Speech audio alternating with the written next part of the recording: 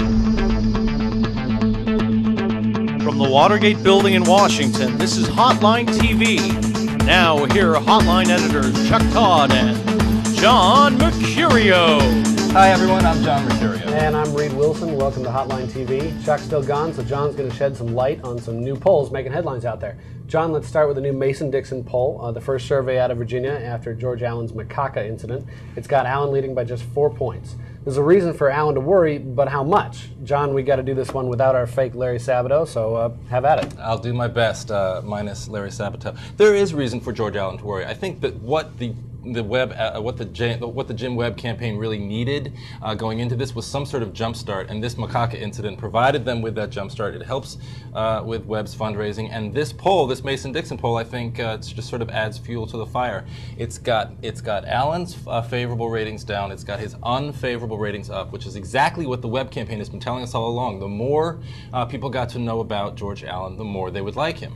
I don't want to sound too much like a DSCC talking point. I still think Allen remains the favorite in this race. He's well liked, he's well known across the state. He's got a heck of a lot more money at this point than Jim Webb. But remember, this is a state that Tim Kaine and Mark Warner both won with relative ease. In the growing area that both Warner and Kaine were able to capitalize on was Northern Virginia, and that's the area that I think spells real danger for Allen. Speaking of which, Webb is up big in Northern Virginia. He's trailing by the biggest margins around Piedmont and the Shenandoah and in the Richmond metro area. Is he going to come back in either of those areas? Well, I think that's the problem that he has to deal with. It's not just about the regions, but it's about sort of the demographics of those regions.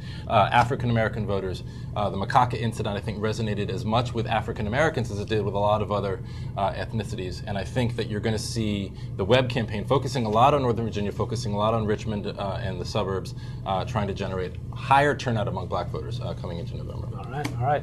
Labor Day being a benchmark of election season, President Bush has seen good news and bad in the first few surveys after the holiday. John, ABC News has him with a 42% approval rating, up from about 40% in early August, while Gallup has him at 39%, down from 42% last month. How worried should Republicans be? I think those all show relative fluctuations within the same number. I mean, the president's been at 40% or below or a little bit above for most of the past year, and that got Republicans worried. It's had them worried all year. I don't think there's been that much fluctuation. Frankly, I thought there would be more, given what we've seen over the past couple of weeks with Iran, with the 5th anniversary of Iraq. You might actually see him get a little bit of a bump coming out of his speech on September 11th. But look, there are governor's races, competitive governor's races around the country where Republicans are screaming out for help, and they can't look to the White House because his numbers in their states like Wisconsin, Michigan, Minnesota, Illinois, those are states that Bush should be able to go to this year, and he really can't. Other states like Colorado, Democrats are probably going to take over that governor's office, and without any sort of national support, Bob Beaupre, the Republican nominee, is in big trouble. Okay. Is there a point at which Bush can go into those states? Is there a threshold he needs to meet in terms of his favorable ratings? I think he needs to get his numbers probably closer to 50%. That's unlikely to happen, though, before November. Until then, all he can do at this point, I think, is try to help them raise money, and whether he does that publicly or privately is the question. So what does the solid nature of his numbers, the lack of fluctuation, tell you?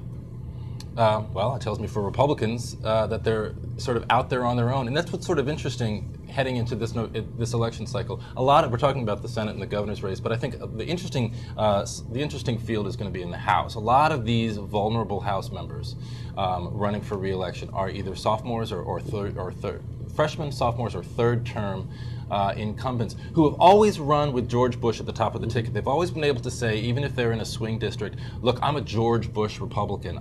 Elect me and I'll help support the president's agenda. That's a weapon that's been sort of removed from their arsenal this year, and I think to them that's a big concern. That'll do it for today's edition of Hotline TV. We'll be back tomorrow with a full show, and thank God, a real co-host for me. Until then, I'm John Mercurio. And I'm Reid Wilson. We'll see you next time on Hotline TV.